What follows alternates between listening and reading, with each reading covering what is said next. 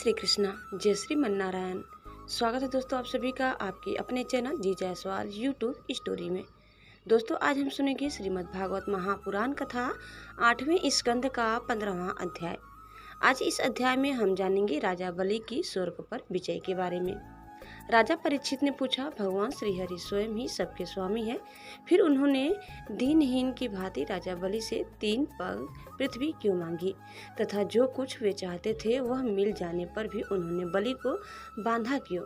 मेरे हृदय में इस बात का बड़ा कौतूहल है कि स्वयं परिपूर्ण यज्ञेश्वर भगवान के द्वारा याचना और निअपराध का बंधन ये दोनों ही कैसे संभव हुए, हम लोग यह जानना चाहते हैं।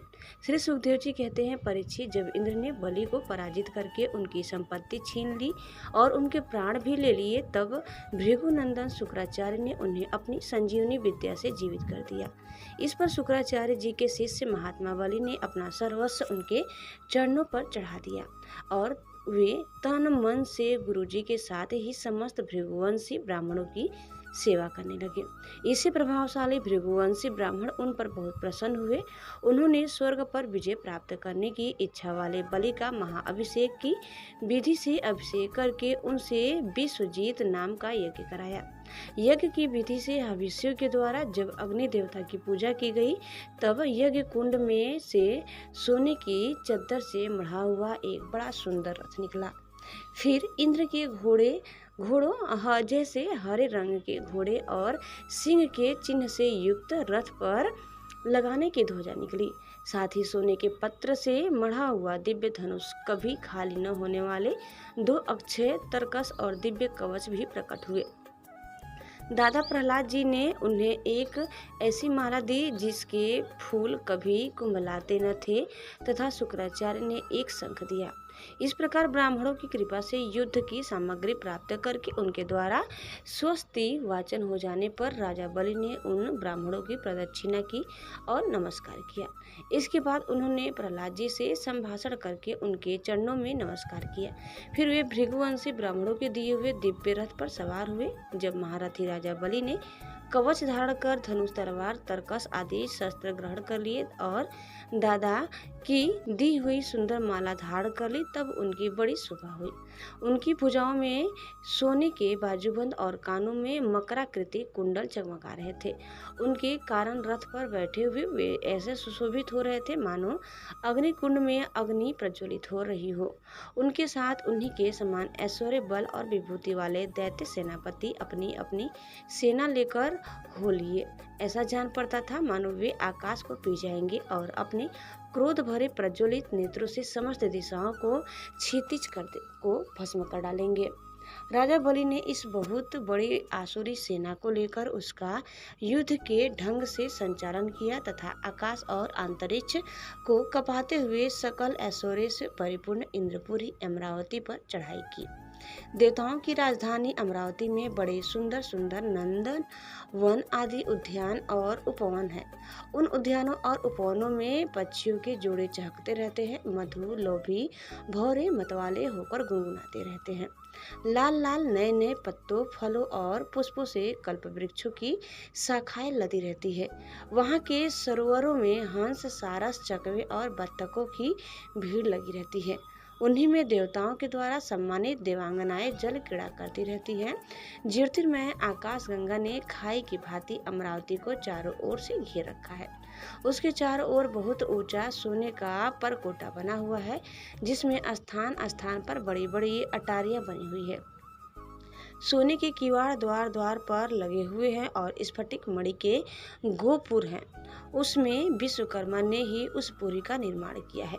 सभा के स्थान, खेल के चबूतरे और रथ के चलने के बड़े बड़े भागों से वह शोभायमान है।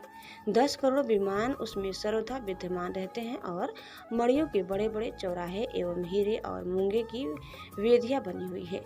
वहाँ की स्त्रियां सर्वदा 16 वर्ष की सी रहती हैं। उनका यौवन और सौंदर्य स्थिर रहता है। वे निर्मल वस्त्र पहनकर अपने रूप की छठा से इस प्रकार दीप्यमान होती है जैसे अपनी ज्वालाओं से अग्नि।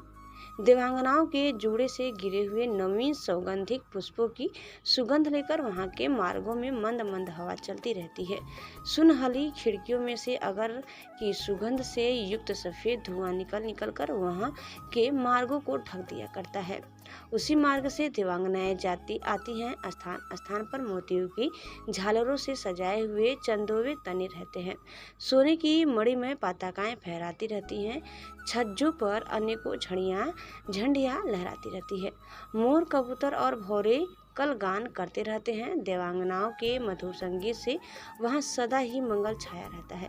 मृदंग, शंख, नगाड़े, ढोल, बीड़ा, बंसी, मंजीरे और सृष्टियाँ बजती रहती है। गंधर्व बाजों के साथ गाया करते हैं और अप्सराएं नाचा करती हैं। इससे अमरावती इतनी मनोहर जान पड़ती है मानो उसने अपनी छठा से छठा की अधिष्ठात्री देवी को भी जीत लिया है। उस पुरी में अधर्मी, दुष्ट, जीव द्रोही, ठग, मानी, कामी और लोभी नहीं जा सकते। जो इन दोषों से रहित हैं वे ही वहां जाते हैं। असुरों की सेना के स्वामी राजा बलि ने अपनी बहुत बड़ी सेना से बाहर की ओर सब ओर से अमरावती को घेर लिया और इंद्र पत्नियों के हृदय में भय का संचार करते हुए उन्होंने शुक्राचार्य जी के दिए हुए महान शंख को बजाया। उस शंख की ध्वनि सर्वत्र फैल गई।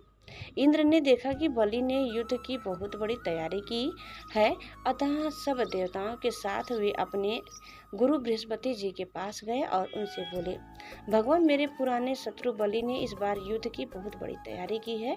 मुझे ऐसा जान पड़ता है कि हम लोग उनका सामना नहीं कर सकेंगे।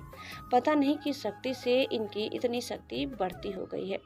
मैं देखता हूँ कि इस समय बलि को कोई भी किसी प्रकार से रोक नहीं सकता। वे प्रलय की आग से समान बढ़ गए हैं और जान पड़ता है मुख से इस विश्व को पी जाएंगे, जीभ से 10 दिशाओं को चाट जाएंगे और नेत्रों की ज्वाला से दिशाओं को भस्म कर देंगे। आप कृपा करके मुझे बतलाइए कि मेरे शत्रु की इतनी बढ़ती का जिसे किसी प्रकार भी दबाया नहीं जा सकता क्या कारण है? इसके शरीर, मन और इंद्रियों में इतना बल और इतना तेज कहाँ से आ गया है कि इसने इतनी बड़ी तैयारी करके चढ़ाई की? दोस्तों, देवगुरु बृहस्पति जी ने कहा, इंद्र, मैं तुम्हारे शत्रु बलि की उन्नति का कारण जानता हूँ। ब्रह्मवादी भृगुवंशियों ने अपने शिष्य बलि को महान तेज देकर शक्तियों का खजाना बना दिया। सर्वशक्तिमान भगवान को छोड़कर तुम या तुम्हारे जैसा और कोई भी बलि के सामने उसी प्रकार नहीं ठहर सकता जैसे काल के सामने प्राणी। इसलिए तुम लोग स्वर्ग को छोड़कर कहीं छिप जाओ और उस समय की प्रतीक्षा करो जब तुम्हारे शत्रु का भाग्य चक्र पलटे। इस समय ब्राह्मणों के तेज से बलि की उत्तरोत्तर वृद्धि हो रही है। उसकी शक्ति बहुत बढ़ गई है। जब यह उन्हें ब्राह्मणों का तिरस्कार करेगा तब अपने परिकर के साथ नष्ट हो जाएगा। बृहस्पति जी देवताओं की समझ, स्वार्थ और परमार्थ के ज्ञाता थे। उन्होंने जब इस प्रकार देवताओं को सलाह दी तब वे स्वेच्छा अनुसार रूप धारण करके स्वर्ग छोड़कर चले गए। देवताओं के छिप जाने पर विरोचनंदन बलि ने अमरावतीपुरी पर अपना अधिकार कर लिया और फिर तीनों लोगों को जीत लिया। जब बलि विश्व विजय हो गए तब शिष्य प्रेमी भृगुवंशियों ने अपने अनुगत शिष्य से 100 अश्वमेध यज्ञ करवाए। उन यज्ञों के प्रभाव से बलि की कीर्ति कौमुदी तीनों लोकों से बाहर भी 10 दिशाओं में फैल गई और वे नक्षत्रों के राजा चंद्रमा के समान शोभायमान हुए। ब्राह्मण देवताओं की कृपा से प्राप्त समृद्ध राज्य लक्ष्मी का वे बड़ी उदारता से उपभोग करने लगे और अपने को कृत्य सा मानने लगे। दोस्तों, इस प्रकार कथा यही समाप्त होता है। उम्मीद करते हैं कि आपको हमारी आज की यह कथा जरूर पसंद आई होगी। कैसी लगी कमेंट करके बताइए। चैनल में नए हैं तो प्लीज़ लाइक, शेयर और सब्सक्राइब करना न भूलें। दोस्तों, आगे की कथा सुनने के लिए आप दूसरे वीडियो को अवश्य देखिए। धन्यवाद। जय श्री कृष्णा, जय श्री मन नारायण। एक बार प्रेम से बोलिए श्री बांके बिहारी लाल की जय।